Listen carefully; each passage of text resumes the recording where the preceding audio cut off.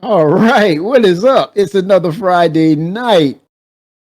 What's going on, everyone? Welcome to the show, Friday Night Live, where we do a weekend review, topics regarding Star Citizen, and then we'll do some Q&A with you live. So yeah, I mean, man, how was the week, fastcart?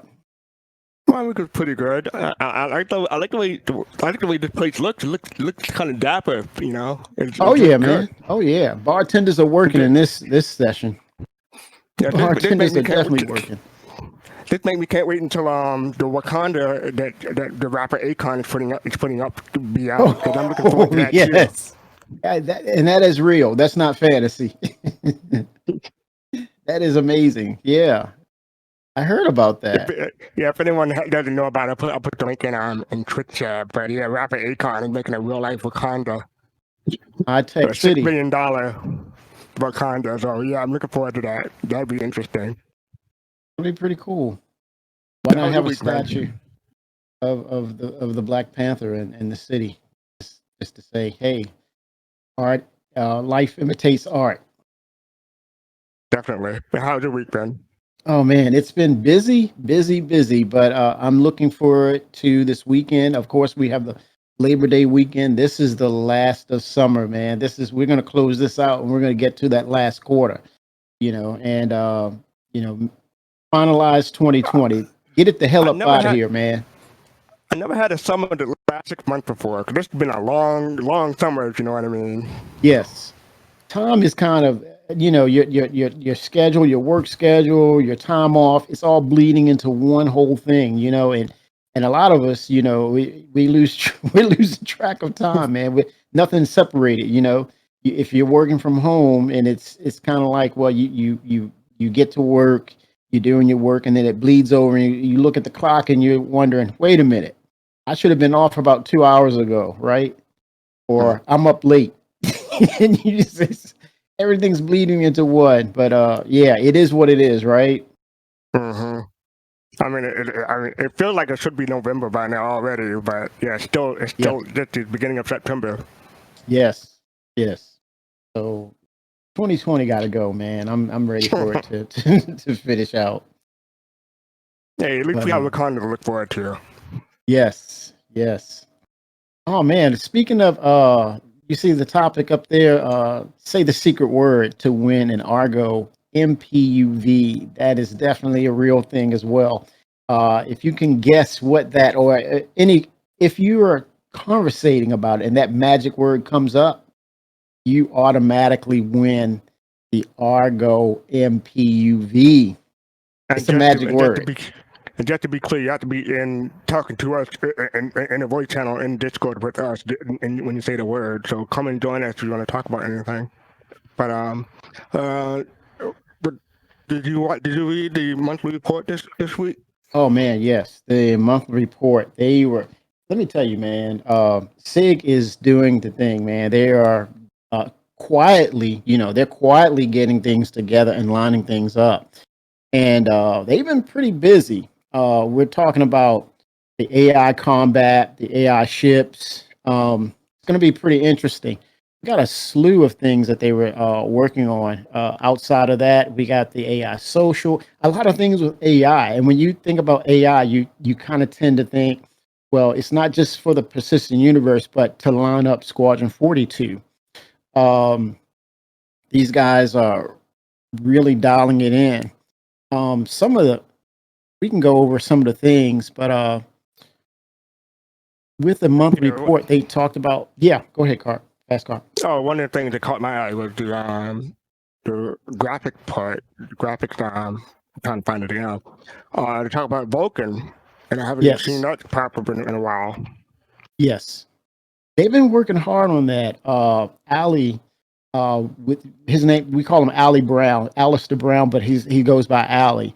He's the leading team member on graphics, and he's doing the Gen 12 Vulcan technology, and they're really working on that Gen 12 renderer. Um, what it's going to do is really going to help us out on the GPU side to really get the the graphics to optimize, get the frame rates up, really going well. And if you have just a moderately built computer rig, and you have a somewhat decent GPU, it's going to really expand out the possibilities of getting the game and the frame rates up to a playable point. Speaking of GPUs, the 3990 and the 3080 and the 3070 were announced from NVIDIA this week. Are you interested in any of those? Oh, you mean was it a raffle? You mean just them revealing it? I think it was just them revealing it and the price point. Yes. Yeah, the 3000 series, that's a huge deal right there. When you're talking about the flagship is going to be 3080, of course, right? Mm-hmm. And then 3090 actually. Yeah, well, no, the 3080 to be specific, is the CEO, he dubbed it as the flagship. But for the enthusiasts, you got the 3090, right? And then for the players on a budget, you're talking about the 3070 in October. So initially, they're going to launch the 3080 September 17th, and then you're going to see a week later, the 24th, you're going to get the release of the 3090. Now you're talking about, when the CEO he gave the price points, right? And it was like $6 or $7.99 for the 3080. People were like, yes, right? And then the 3070 is going to be even cheaper. And then when he got to the 3090, it was like, okay, we're ready. We are ready. And he dropped that $14.99 bomb. It was just like, whoa, wait a minute, what? It's still cheaper than the Note 20 Ultra right now. So hey, yeah. And to be specific, it's kind of like one of those the magicians with the sleight of hand when he says it's $14.99, but when you go into their website, it says starting at this price point. But I'm like this, fastcart. Here's my strategy, and this is what I don't know if the chat out there will take it as good advice or not, but this is my approach to it. I look at it and say, well, the 3000 series is perfect for Star Citizen. I want to have the capability to play Star Citizen at 4K, 60 frames plus. The 3080 is more than capable of doing that. They did a demo of Doom Eternal, and it was like 100 and 150 frames per second at 4K on the 3080. And so I'd say to myself, at first I was all set on the 3090, but you know what? I'm thinking about the future, right? I'm gonna take my chances, right? At a lower price point, I'm gonna go for the 3080. If I can get it, that'll be fine. If I can't, I'm going to shoot for the 3090. But I look at, I can do something like that and save some money and also be able to play Star Citizen at 4K at 60 frames plus, possibly potentially 100 frames, right? So that's the goal for me. So I'm going to initially try to go for that first release. If I can't get it, then I'm going to shoot for the 3090. Then it'll be October for 3070. But don't forget the third party, they're going to release their versions of the card as well. But yeah, it's a huge deal.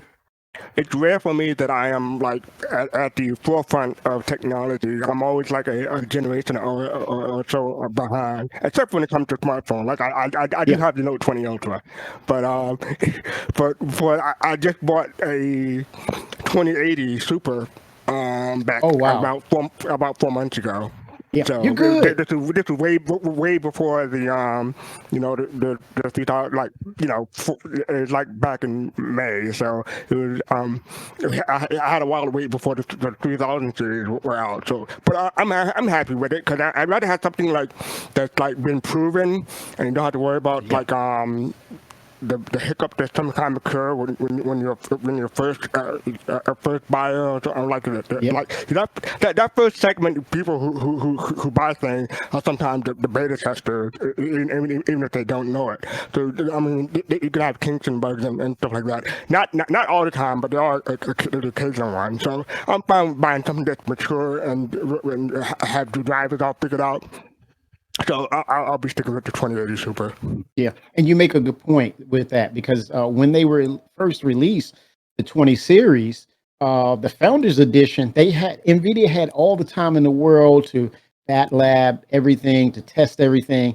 And so with the advent of the third party coming into the fray, they had a limited time to really get it out there and really get things tested. If you don't remember, when they first released the 20 series, a lot of the third party cards were failing, and they were not giving them returns, allowing them to return it. And there was a class action lawsuit against some of the developers of those cards. But the Founders Edition, they really had a problem because they had all the time in the world. They knew the technology, so they were preparing. And so what it did, it put the third party into a situation where they tried to catch up and hurry up and develop their and manufacture, and it didn't work out right. But so if you can get the Founders Edition, oh, you're in a good place because it's been tested and proven. But I would encourage you, if you do end up with a third party card, to make sure you basically get insurance on it, right? So if you have any problems, you can return it and get it exchanged out without any problems. So definitely, it's worthwhile. All right, so let's go to go ahead. Oh, go ahead, fastcart. I was just gonna say, so let's get started and start with Inside Star Citizen, the first segment, and see what they're talking about this week. Okay, that'll be good. Yep, let's do it. So in patch 3.11, we've got the Bearing GP33 coming, which is the first grenade launcher that we've done. What excites me most about the grenade launcher is how versatile it can be. You'll be able to take this, straight into a ship corridor and blow a bunch of people up in there. And you'll even be able to take it out into the wide open spaces on planet surfaces, and if you're good enough, still be able to hit and do a bunch of damage to people. So adding new damage types or delivery systems into Star Citizen is purely to link in with a long-term goal, and that goal is to provide people with as much choice as possible in the way that they like to play the game. So the grenade launcher is a very different compared to what we've got in game at the moment, therefore it will suit an entirely different style of play.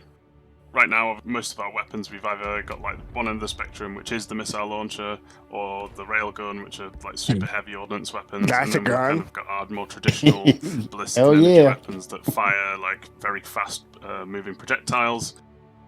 So the main challenge with the grenade launcher is really getting the balance right. And I want it. Just because it is an explosive weapon, it's very easy for it to go one way or the other if it's far too good or it's not good enough to use, basically. So we've compared that with a normal grenade, which we've had a couple of bouncing problems with in the past. Like sometimes the kill radius on that was far too big, and the damage radius on it beyond that was too small. So we've actually revisited that, got that feeling a lot better, and then we based this grenade launcher and the damages these propelled grenades actually do off that. And initially they were one-to-one the same, and we found that it was far too powerful because the radius on the explosion was far too big for something that you could fire so quickly and had so much ammo for. So we reduced that in a little bit, and we extended the damage radius so you're still able to damage people, and we've got it feeling quite good. And playtests within Theatres of War has helped us tune this a lot. We've had a few playtests in the map, and it's really kind of demonstrated how on our shooting range we initially tune things, and sometimes that's at closer ranges. So when we've actually got a much more open area to fire at people, where people are behind cover, testing and everything, they're like 50 to 100 meters to 200 meters away, and you're trying to hit them with a weapon, it really starts kind of like calling out the situations that people are seeing more often in the PU on planets especially. So it's really helped us push out the ranges of a lot of our weapons, and the grenade launchers included there. So where we're at right now, the weapon is essentially fully functional. All of the feature work is done.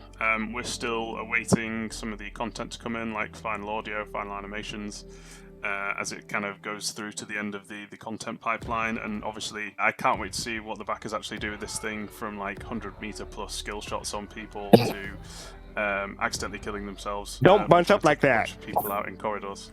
Yeah, they're going to have to dial that back. Expand the various weapon types is just one more way the content and feature teams are working to provide more player agency for Star Citizens as they choose how to make their way through the persistent universe.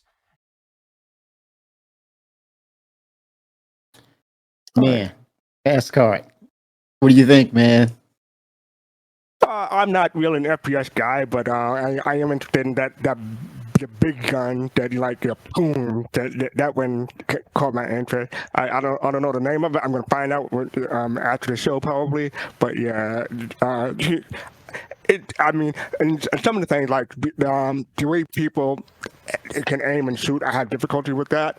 So that's why my preferred gameplay is a sniper rifle, so I can like take careful aim, shoot once, and then like hopefully get down the person that I'm shooting at, and then move on to the next person. I'm not one for like the rapid shot thing. That's not my style.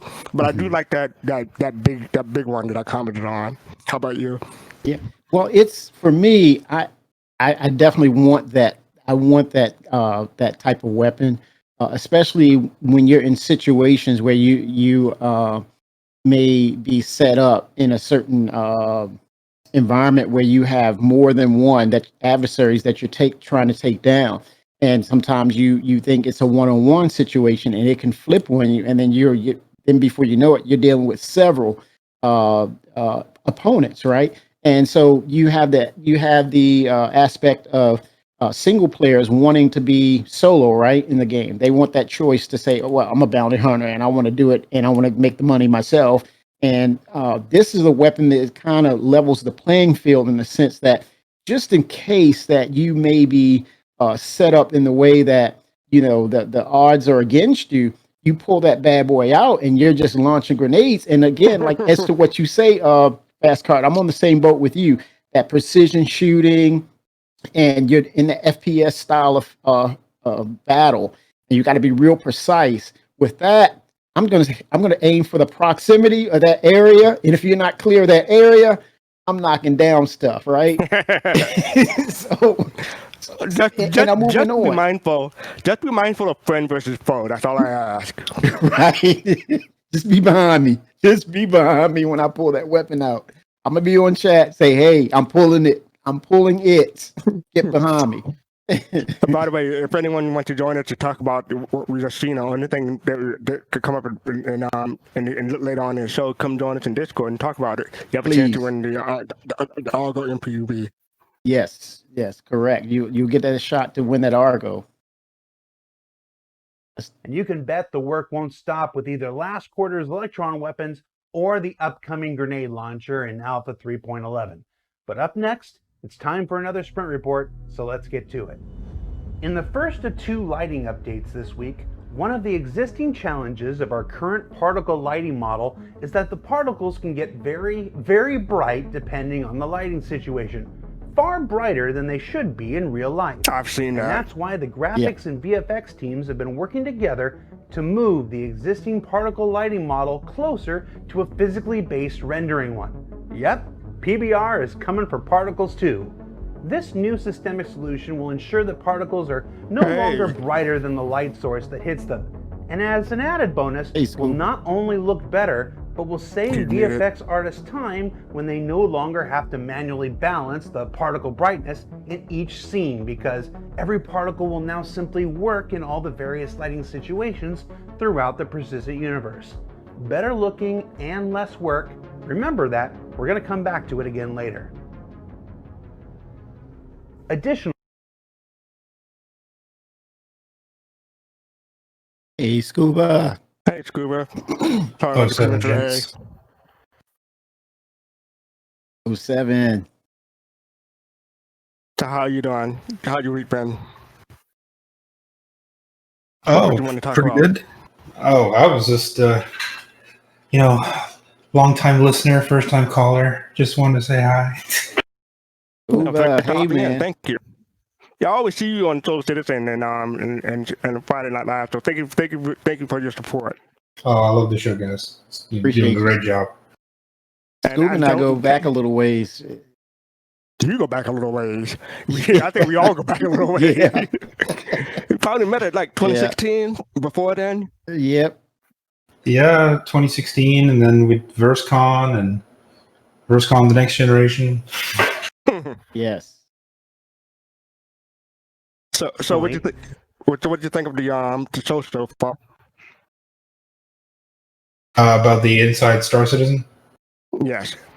I like the guns. I like yeah. big guns that have big explosions. I'm not one for FPS like with pistols and stuff. But if I got a big gun that will blow something up real Yes. easy with one push, I'm happy. Or like fastcart, I do like sniper rifles as well. I'm right there with you, Scuba. About clearing the area out. Yeah, sniper rifle is the only way I can play Mass Effect and games like Mass Effect because it lets me aim very carefully, take a shot, then I can aim very carefully again, take another shot. I'm not good with like rapid aiming. Yeah, normally the way I clear an area is just drink a couple of beers and smash a ship into the area, and that seems to clear it right out. But this is a bit more conservative. Yes. And you know what? It's a good in some aspects you can think of it as a good defensive weapon too, because you're going to have these guys who are all in on the FPS style of gameplay, and depending on what the situation is, let's say for example, you could be hunted by these guys, and you say to yourself, well, I need to get away, and when you hurl a few of those grenade launchers or grenades at them, they're going to be a little more stealthy, a little more slower to get into immediate contact with you. Cautious. They're going to be more cautious, which will open the door for you to escape. I like to call it a strategic withdrawal. Yes. Yes, no death of the spaceman. Definitely. But it looks like that, they are starting to come out with some of the weapons that will tend to help those others who, when you look at Star Citizen as a whole, you see the aspects of, it's not just FPS, it's exploring, it's salvage, it's mining. And so when you have all those aspects, you're not going to, it's easy to say that some of us will not gravitate towards FPS. So these are the type of weapons to say, I don't want to mess around with FPS.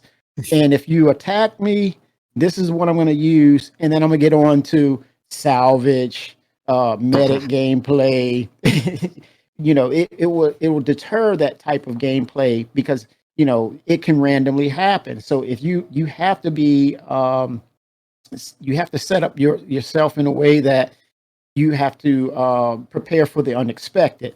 And these types of weapons are perfect for those situations. And again, I'm like fastcart. I'm like you, Scuba.